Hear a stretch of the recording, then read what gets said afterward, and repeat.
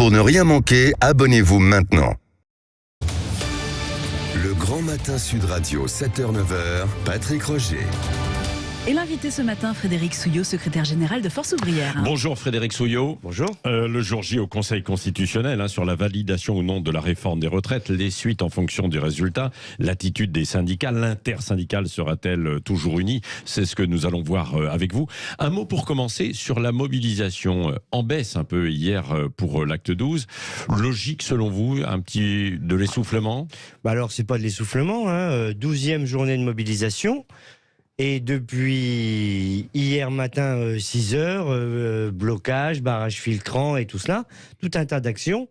Et hier, il y avait plus d'1 million de personnes dans la rue. Moins selon la police. Oui, mais vous savez, 400 000. On a toujours cette histoire de comptage. Oui. Mais la mobilisation, elle est toujours massive et déterminée. Elle ne s'essouffle pas. Il y avait une partie de la France en congé aussi. Oui, alors oui. Ah bah oui, mais quand on est en congé, on ne manifeste pas alors. Alors, si, justement, mais pas aux mêmes endroits. C'est ce qui a fait aussi que dans certaines petites villes de 2000 habitants, il y avait 400 à 500 manifestants. Manifestation autorisée, bien évidemment. Oui, peut-être aussi quand même un peu une baisse parce que il y a l'attente aujourd'hui du Conseil constitutionnel qui va rendre... sans doute, non ? Il y a peut-être ça, mais surtout 12e jour de grève pour certains. Oui. Donc, ça touche le porte-monnaie. Ça a beaucoup pesé, justement, le fait qu'il y ait l'inflation, la hausse des prix, des fins de mois difficiles, pour mener des actions de grève de la part de certains salariés. Ça a dû peser, bien évidemment, dans l'esprit, mais on n'a pas eu de rejet ni de quoi que ce soit. Les travailleurs sont mis en grève. C'est la seule arme pacifique que nous avons. Oui. Puis certains qui ont pris des RTT aussi de temps en temps pour aller manifester. Oui, mais alors il y a grève et mobilisation. Non, mais c'est vrai. Oui, grève et mobilisation, bien sûr. Alors le Conseil constitutionnel va rendre son verdict sur la conformité de la réforme des retraites et sur la validité du référendum d'initiative partagée tout à l'heure, à 17h30. Qu'est-ce que vous attendez du Conseil constitutionnel, vous ? On a fait en intersyndicale un courrier au Conseil constitutionnel parce que nous ne pouvions pas saisir a priori. On ne peut saisir qu'après, enfin sur question de constitutionnalité. Donc on a fait un courrier intersyndical et on a envoyé un argumentaire. Et on dit au Conseil constitutionnel, vous ne pouvez pas valider cette loi. Oui, pourquoi ? Se servir du projet de loi de finances rectificative de la sécurité sociale pour un choix de société, un mois après avoir fait voter le projet de loi de finances de la Sécu sans qu'il ne se soit passé de catastrophe. Il n'y a pas eu de pandémie, il n'y a pas eu de krach boursier, il n'y a pas eu de choc financier ni de choc pétrolier. Donc, c'était le véhicule législatif qui faisait que, deuxièmement, on a fait une VAE en article. VAE, c'est-à-dire validation des acquis de l'expérience, 47.1, nous ne connaissions pas, 44.3, le 49.3, alors là, celui-là, il est devenu très, très pédagogique, puisque depuis la rentrée parlementaire, ça fait 12 fois. Donc, le débat très encadré, et nous, on critique aussi la légitimité du débat. On aurait dû laisser le débat se dérouler normalement à l'Assemblée nationale. Donc vous contestez la sincérité des débats, Frédéric Souillot. C'est un choix de société, la retraite par répartition. Maintenant, le passer bloqué, forcé, à travers des articles qui sont constitutionnels, je ne le critique pas. Mais les utiliser comme ça pour faire véhicule législatif, c'est pas bien. Oui, vous pensez qu'il y a abus, donc c'est ce que vous défendez, Frédéric Souillot, avec d'autres. Est-ce que vous croyez en l'indépendance de ce Conseil constitutionnel ?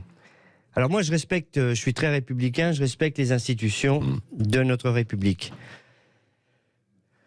On prendra la décision du Conseil constitutionnel. Nous, organisation syndicale, on aura des questions prioritaires de constitutionnalité. Après, ce sera les mêmes. C'est pas nous qui les désignons. Donc, et sur le fameux référendum d'initiative partagée, le RIP, est-ce que vous y croyez ? On l'a mis dans un communiqué intersyndical. Les parlementaires l'ont repris et ont déposé. Alors, il y en a eu 2 de déposés. Sur ce référendum d'initiative partagée, il ne suspend pas la loi. Donc si le Conseil constitutionnel valide, il faudra que le président de la République ou l'exécutif suspende la loi. On a 9 mois pour récupérer 10% du corps électoral. 4,8 millions quoi, de signatures. 4,9 millions de signatures. Ouais. Et après ça, le Parlement doit le prendre. Et si au bout de 6 mois, le Parlement n'a pas repris, c'est le président de la République qui doit déclencher un référendum. C'est-à-dire que on repart pour un tour qui pourrait durer 14 à 15 mois. Donc pendant ce temps-là, il faut que le président de la République suspende sa loi. Mais vous participerez, si jamais il y avait cette validation du référendum et si par ailleurs il n'y a pas d'autres décisions sur la réforme des retraites, vous participerez à cette mobilisation pour avoir ces signatures ? Bien sûr. Oui, donc ça fait partie des défis. Et si la réforme est validée, quelle va être votre attitude par la suite ? Qu'est-ce que vous allez faire ?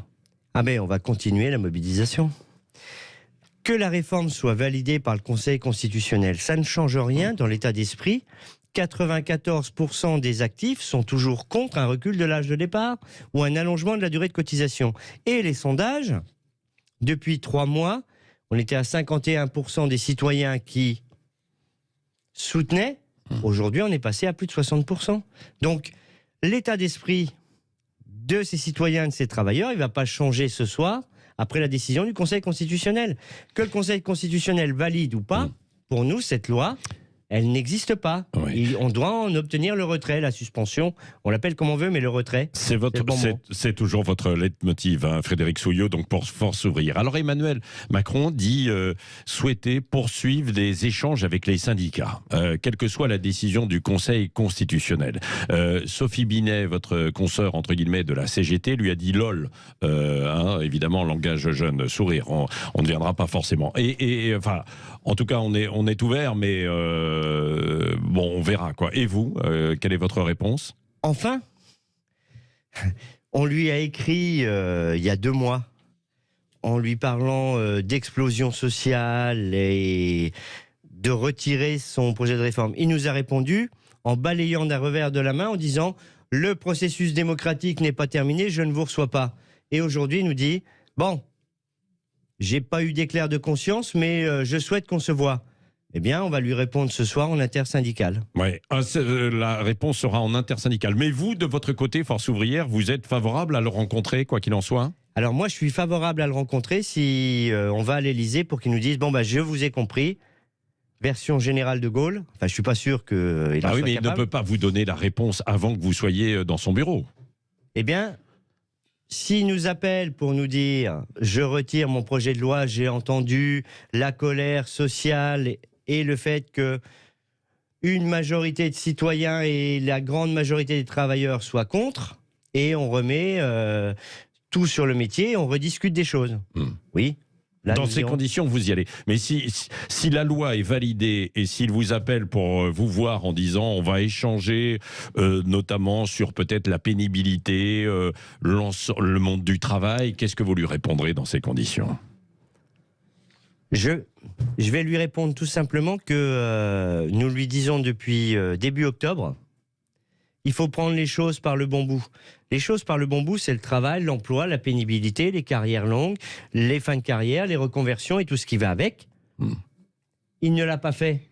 Donc aujourd'hui, venir nous parler de dialogue social en disant « je vais vous entendre, je vais vous écouter », alors que depuis début octobre, nous lui disons tous la même chose. On a fait tous des propositions pour expliquer qu'il n'y avait pas besoin de reculer l'âge de départ, ni d'allonger la durée de cotisation. Et bien là, il nous dit « Bon, moi j'ai passé ma réforme, maintenant on va peut-être se voir pour discuter ». Donc, on n'en est pas là. Ouais. Et on va lui répondre ce soir en intersyndical. Oui, Frédéric Souillot, sur le fond, donc vous êtes secrétaire général de Force Ouvrière, donc évidemment vous consultez en fait la base, mais vous personnellement, est-ce que vous seriez favorable à ce qu'il y ait un allongement peut-être de la durée du travail, mais pas avec un âge limite tel que celui-ci ? On sait qu'il y a les 43 annuités. Quand on regarde ce qui se fait à l'étranger, on voit que beaucoup travaillent plus longtemps, quoi. Est-ce qu'on peut revoir un peu les choses ? Déjà, vous ne m'invitez pas à titre personnel. Non, moi, c'est vrai. Moi, bien sûr. Je vais vous le dire pour Force Ouvrière. Ouais. Pas de recul de l'âge de départ, pas d'allongement de la durée de cotisation. Il faut comparer ce qui est comparable avec les autres pays. Il n'y a pas très longtemps, l'exécutif sautait de joie quand ils ont vu que l'Espagne passait à 67 ans. Oui, pour 37,5 années de cotisation. Avant ça, dans tous les autres pays, c'est c'est l'âge pivot ou l'âge de départ, où vous n'avez plus de décote. Mais en attendant, ils peuvent partir plus tôt en retraite dès qu'ils ont la durée de cotisation. Nous, il y avait, dans ce projet de réforme, il y a l'effet ciseau. C'est la durée de cotisation et l'âge de départ. Et bien, quand vous faites les deux, notamment pour les femmes, c'est encore plus injuste et plus brutal. Ouais. Donc, ce qui veut dire que sur le fond, vous n'êtes pas opposé à discuter, quoi, quand même, hein, Frédéric Souillot, quoi. Qu'est-ce que depuis le mois d'octobre, nous disons à l'exécutif, au président de la République, prenons les choses par le bon bout, le travail, l'emploi et tout cela, et on vous prouvera que financièrement, notre système de retraite par répartition est équilibré. Aujourd'hui, 50% de ceux qui liquident leur retraite ne sont plus en emploi. Ils sont à l'assurance chômage, et pas tous indemnisés, maladie, longue maladie et invalidité, et 18% d'entre eux sont aux minima sociaux. Ils ont perdu leur emploi après 55 ans et n'en ont pas retrouvé. On a le plus bas taux d'emploi des seniors de l'OCDE. Oui, oui. Si on augmente de 10 points, Jean-Hervé Lorenzik, on ne peut pas dire que ce soit un économiste atterré, ni proche des organisations syndicales. On a repris sa chaire qu'il a faite avec les économistes ex-Marseille. Si on augmente de 10 points le taux d'emploi des 55-64 ans, c'est 50 milliards dans les caisses en 2032. Là, on nous dit... En maintenant toujours les 43 annuités, quoi. Oui. 43 annuités, ce qui veut dire que pour beaucoup qui rentrent sur le marché du travail en fait aujourd'hui, s'ils ont une carrière pleine, ils ne partiront pas avant 65, 67 ans et plus quand ils font de longues études, quoi. Alors, non, mais c'est ça la réalité. Hein. Oui, mais dans notre système de retraite par répartition, il y avait des compensations sur les études. Il y a les jobs d'été que vous avez pu avoir avant 20 ans, c'est le nombre de trimestres que vous arrivez à valider. Donc il y a tout un tas de choses. Déjà, bien sûr qu'il y a des choses à améliorer sur les carrières longues. Par exemple, on prend le cas des apprentis. Ils commencent à bosser à 16 ans. Mais comme ils ne touchent qu'un pourcentage du SMIC, on ne leur valide pas la totalité des trimestres qu'ils ont travaillés. Par contre, on validerait des trimestres pour ceux qui n'auraient eu que des jobs d'été. Voilà, il y a des choses à discuter sur ces sujets-là. Vous avez eu une carrière longue. Vous avez commencé à travailler tôt. Hein. Mais c'est parce que l'école voulait plus de moi ou je ne voulais plus de l'école. Mais oui, j'ai commencé à 16 ans. Oui, voilà, un peu avant. Parce que... à 16 ans. Un mot aussi sur l'intersyndicale. Est-ce que vous allez décider aussi ce soir du 1er mai unitaire ? Je pense que vous avez de bonnes informations, mais on va vous faire un communiqué ce soir pour l'intersyndicale, oui. Mais vous êtes favorable, en fait, à un 1er mai unitaire. La stratégie de notre intersyndicale, contrairement à la stratégie du Parlement et des partis politiques, on a assumé nos différences, les uns et les autres, mais sur notre revendication, pas de recul de l'âge de départ, pas d'allongement de la durée de cotisation, on n'a pas fait du syndicalisme rassemblé. Par contre, elle tient. Il n'y a pas un gravier entre nous. Mais pas un gravier entre vous. Après la décision de ce soir, vous pensez qu'il y aura aussi toujours des manifestations, des mobilisations, en fonction évidemment du résultat ? Il y aura toujours des mobilisations et des manifestations. Oui. Oui ? Oui. Sauf si la réforme est retoquée. Si la réforme, mais elle sera retoquée. Je sais pas. Nous, ce qu'on en demande, non, mais alors si la réforme est... Attendez. Si elle est retoquée totalement, écoutez, on doit tous retourner discuter puisque le processus va reprendre complètement. Oui. Bon, mais vous savez que chez beaucoup de syndicats, on se dit on va quand même pas manifester tout le temps pendant des mois et des mois, quoi.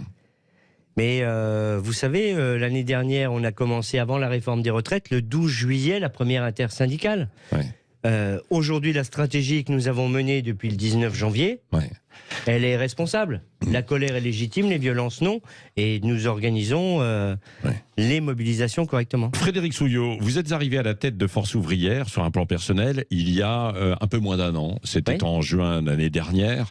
Quel bilan vous tirez justement de votre première année, vous, à la tête de Force ouvrière ?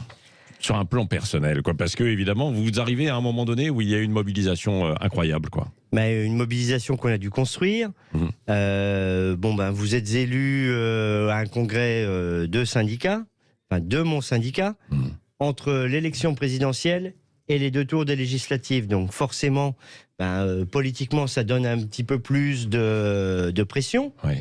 Et puis, juste après ça, inflation, guerre en Ukraine, réforme des retraites.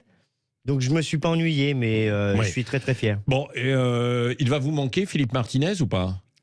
Ça faisait 20 ans que je le connaissais, et c'est normal qu'on change. Ouais, mais vous le regrettez un peu? Mais je ne me prononce jamais sur ce que font... Bon, et Sophie Binet, vous entendez bien avec Sophie Binet qui lui succède? Oui, mais oui, je m'entends bien avec Sophie Binet, oui, bien sûr. Merci Frédéric Souillot, secrétaire général de Force Ouvrière, qui était notre invité ce matin sur Sud Radio. Merci.